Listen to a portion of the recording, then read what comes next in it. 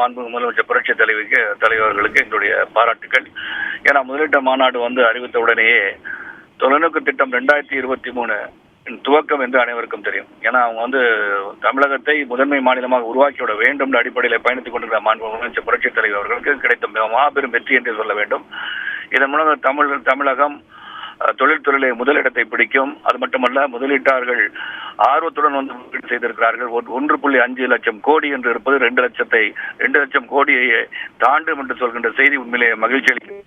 அது முதலமைச்சர் புரட்சி தலைவர்கள் தென் மாவட்டங்களுக்கு சலுகையை அளிப்பேன் என்று சொல்லியிருப்பது தென் மாவட்டங்கள் அதிகமான தொழிற்சாலை வருவதற்கு ஏதுவாக இருக்கும் என்பதில் மிகவும் மகிழ்ச்சி. காரணம், அங்கு தொழில்துறையில் தென் மாவட்டங்கள் முன்னேற வேண்டும் என்ற எண்ணம் முதலமைச்சர் புரட்சி தலைவருக்கு இருந்திருக்கிறது என்பதை நாங்கள் பாராட்டத்தக்க ஒன்று.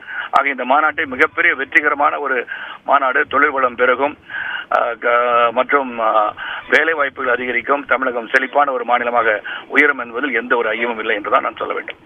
விமர்சனம் என்னன்னா, திரு சரத்குமார், குஜராத் போன்ற மாநிலங்கள் கூட இது போன்ற முதலீட்டாளர்கள் மாநாட்டை நடத்தி வருது. அவங்க 15 லட்சம் கோடி 25 லட்சம் கோடிங்கிற வால்யூம்ல முதலீடுகளை இருக்கிறோம்னு சொன்னாலும் கூட அதுல ஒரு 20-25% தான் வருகிறது அப்படிங்கிறது ட்ராக் ரெக்கார்டா பார்த்துட்டு வரோம். தமிழ்நாட்டில் 2 லட்சம் கோடி அப்படின்னு 2 லட்சம் கோடியை தாண்டி வந்தாலும் அதுல ஒரு 20% 30% அப்படின்னா நிச்சயமா அது குறித்த ஒரு விமர்சன பார்வைகள் இருக்கவே செய்யுது.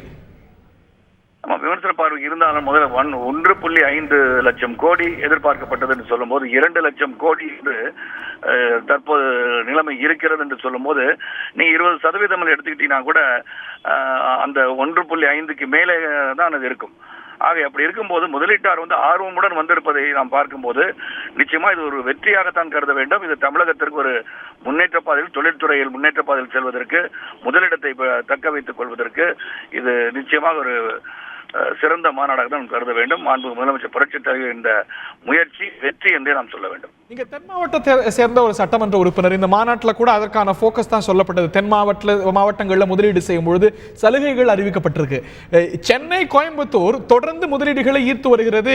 இந்தியாவில் முன்னணியில் இருக்கக்கூடிய பிரதேசங்கள்ல ஒன்றா இருக்கு. ஆனால் தென் மாவட்டங்களை பொறுத்த வரைக்கும் முதலீடுகளுக்கு ஏற்றாற் போல இன்ஃப்ராஸ்ட்ரக்சர், உட்கட்டமைப்பு இருக்கா? சென்னை, கோவைக்கு ஆன்பார் இருக்கா? இல்லை அதற்கு அருகாமையில் இருக்கிறதா? இன்ஃப்ராஸ்ட்ரக்சரை பொறுத்த வரைக்கும், உட்கட்டமைப்பை பொறுத்த வரைக்கும் அங்கே நிறைய குறைபாடுகள் இன்னமும் இருக்கத்தானே செய்கிறது. இல்ல, உட்கட்டமைப்பு அடிப்படையில் தான் நம்ம தென் மாவட்டங்களுக்கு சலுகைகள் அறிவிப்போம் என்று சொன்னதற்கே தென் மாவட்டங்கள் இன்ஃப்ராஸ்ட்ரக்சர் டெவலப்மெண்ட் மேலும் அதிகரிக்கப்பட வேண்டும் என்ற எண்ணத்தை பிரதிபலித்திருக்கிறார்கள். அதுவே வரவேற்கத்தக்க ஒன்றாகத்தான் எடுத்துக்கொள்ள வேண்டும்.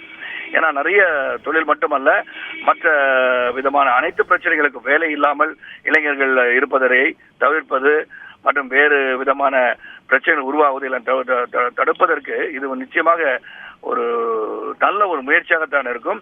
இதை முதலீட்டார்கள் தென் மாவட்டங்களிலே அனைத்து இன்ஃப்ராஸ்ட்ரக்சர் பண்ணி பார்த்தீங்கன்னா, அங்கே டுட்டிகரன் போர்ட் இருக்கு, நீங்க நாங்குநேரியா இருக்கலாம், இல்லை நெல்லையா இருக்கலாம், எல்லா பக்கத்துல இருந்து ஃபெசிலிட்டிஸ் இருக்கு. அது மேற்கொண்டும் இந்த முதலீட்டார்கள் சலுகைகள் தரும்போது அது கட்டமைப்புகள் உருவாகுவதற்கும் அதிகரிப்பதற்கும் வாய்ப்புகள் இருக்கிறது.